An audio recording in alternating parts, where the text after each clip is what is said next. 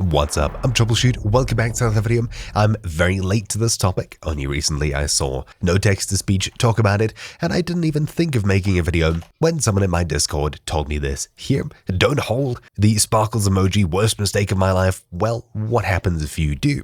Nothing on PC, but on mobile things get interesting. If I pull up Discord on my phone here and head across to any chat and send the sparkle emoji, so sparkle, this one here, the default normal emoji, nothing special about it.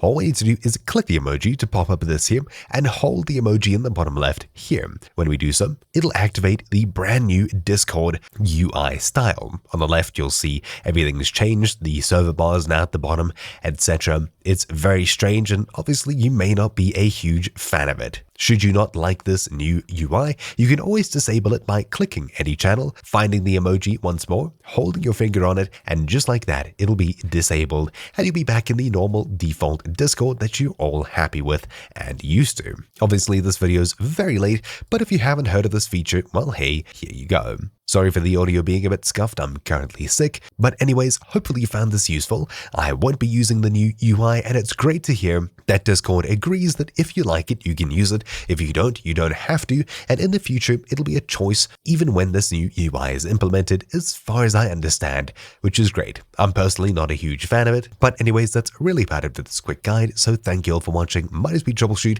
and I'll see you all next time. Ciao!